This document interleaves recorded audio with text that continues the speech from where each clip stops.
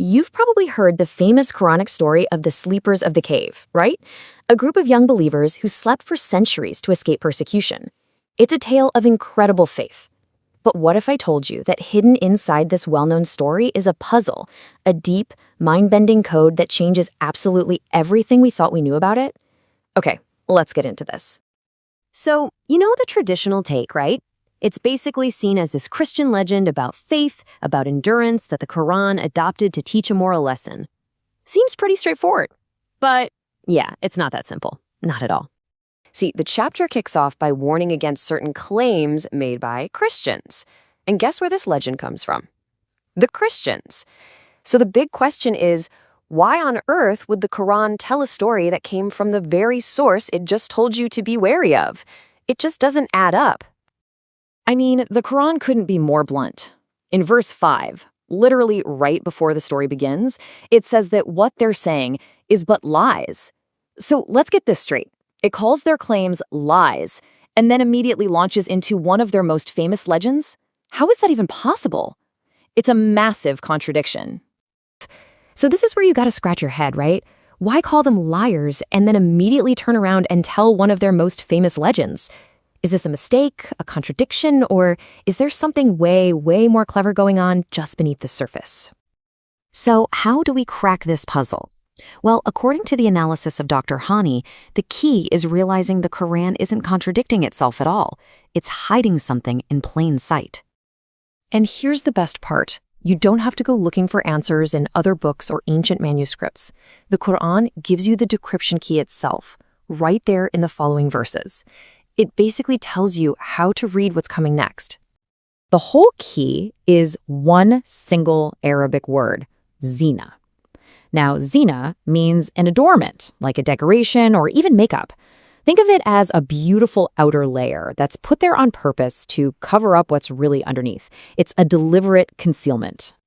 And look, the text straight up tells us this zina is intentional. It's a test, placed atop the scriptural text. And what's its purpose? To see who's just reading the pretty surface story and who's willing to dig deeper for the real message. So you see what's happening? The story of the sleepers of the cave isn't the message. It is the zina, the adornment. It's like a Trojan horse. The familiar Christian legend is just the vehicle, but hidden inside are secret strategic instructions meant only for the Prophet Muhammad and his closest followers. And boom! Just like that, the paradox is solved. It was brilliant, really. It allowed the prophet's enemies to just stand there, smirking, thinking he was just repeating old myths, while the real message, those secret instructions, sailed right under their noses. They never saw it coming. Okay, now we get to the really exciting part. If this story is a code, then what are the secret messages? Because once you start decoding, the analysis reveals some things that will absolutely blow your mind.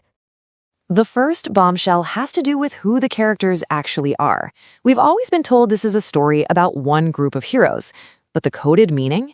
It shows us it's actually about two completely different, opposing groups in a very real conflict. And the Quran actually uses different names to separate them. The real heroes, according to this reading, are called al-Fitya, and they represent the prophet and his inner circle. The companions of the cave, the ones the story is named after, they're actually the antagonists, the prophet's opponents. The whole script gets flipped.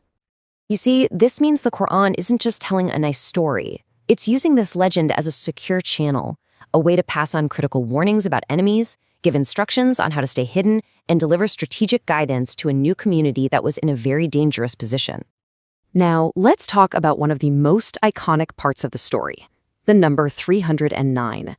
For centuries, everyone has just assumed this is how many years the sleepers were in the cave. Simple as that. But remember, if the surface story is just an adornment, then this number is almost definitely part of the code. And the analysis shows it's not a measure of time at all. It's a piece of battlefield intelligence. And this is the goosebumps moment. Verse 25 says they stayed in the cave 300, and they were increased by 9. It's not about years, it's a strategic count. 300 was the number of opponents they were up against, and increased by 9?